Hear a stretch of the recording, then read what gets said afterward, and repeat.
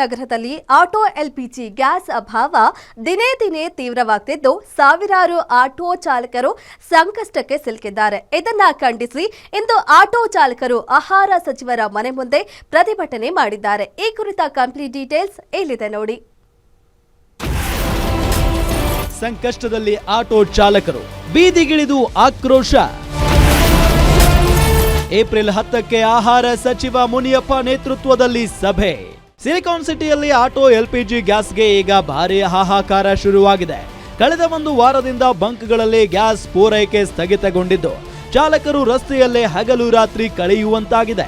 ಸಮಸ್ಯೆಗಳ ಬಗ್ಗೆ ಎಚ್ಚೆತ್ತ ಪೀಸ್ ಆಟೋ ಚಾಲಕರ ಸಂಘ ಆಹಾರ ಸಚಿವ ಕೆಎಚ್ ಮುನಿಯಪ್ಪ ನಿವಾಸಕ್ಕೆ ಮುತ್ತಿಗೆ ಹಾಕಿ ತಮ್ಮ ಆಕ್ರೋಶವನ್ನ ಹೊರಹಾಕಲು ಪ್ಲಾನ್ ಮಾಡಿಕೊಂಡಿದ್ರು.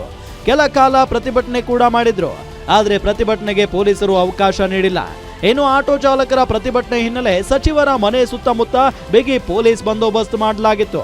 ಇತ್ತ ಗೃಹ ಸಚಿವ ಪರಮೇಶ್ವರ್ ರಾಜ್ಯಕ್ಕೆ ಬರಬೇಕಾದ ಗ್ಯಾಸ್ ಪೂರೈಕೆಯಲ್ಲಿ ವ್ಯತ್ಯಯವಾಗಿದೆ ಅಂತ ಅಸಹಾಯಕತೆ ವ್ಯಕ್ತಪಡಿಸಿದ್ದಾರೆ. ರಾಜ್ಯ ಸರ್ಕಾರ ಅಥವಾ ಒಂದು ರಾಜ್ಯಕ್ಕೆ ಕೊಡಬೇಕಾದಂಥ ಅಲಾಟ್ಮೆಂಟನ್ನು ಕೊಡಬೇಕಲ್ಲ, ಇದು ಎಲ್ಲರಿಗೂ ಅರ್ಥ ಆಗುತ್ತೆ. ಒಂದಿಷ್ಟು ತೊಂದರೆ ಆಗಿದೆ.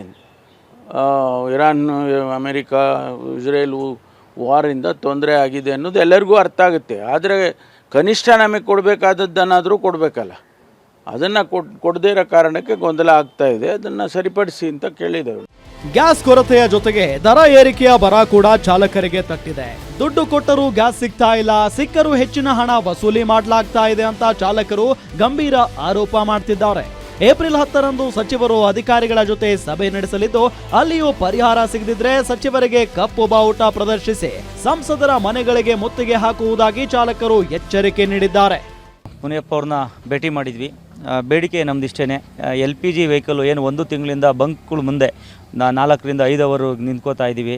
ಮತ್ತು ಏನು ಯುದ್ಧ ಶುರುವಾಕ್ಕಿಂತ ಮುಂಚೆ ಕಳೆದ ತಿಂಗಳು 55 ರೂಪಾಯಿ 75 ಪೈಸೆ ಇದ್ದಿದ್ದ ಗ್ಯಾಸ್ ರೇಟು ಇವತ್ತು 90 ರೂಪಾಯಿ ಒಂದು ಬಂಕಲ್ಲಿದ್ದರೆ ಒಂದು ಬಂಕಲ್ಲಿ 120, ಒಂದು ಬಂಕಲ್ಲಿ 135. ಅಂದರೆ ಬಂಕ್ಗೆ ಯಾವುದೇ ನಿರ್ದಿಷ್ಟವಾದ ದರ ಫಿಕ್ಸೇ ಆಗಿಲ್ಲ. ಮುಂಚೆ ತಿಂಗಳಿಗೆ ಒಂದು ಬಾರಿ ಮಾತ್ರ ದರ ಏರಿಕೆ ಆಗ್ತದೆ. ಸೆಂಟ್ರಲ್ ಎಷ್ಟೇ ಏರುಪೇರು ಬಂದ್ರೂ ತಿಂಗಳಿಗೆ ಒಂದು ದಿನ ಮಾತ್ರ 1ನೇ ತಾರೀಕು ನಮಗೆ ಗೊತ್ತಾಗ್ತಿತ್ತು ಇಷ್ಟು ಜಾಸ್ತಿ ಆಗಿದೆ, ಇಷ್ಟು ಕಮ್ಮಿ ಆಗಿದೆ ಅಂತ. ಈಗ ನಮ್ಗೆ ಯಾವುದೇ ಮಾಹಿತಿನೂ ಸಹ ಸಿಗ್ತಿಲ್ಲ. ಬೆಳಗ್ಗೆ ಒಂದು ಬಂಕಲ್ಲಿ 90 ಇದ್ದರೆ ಇನ್ನೊಂದು ಬಂಕಲ್ಲಿ 120.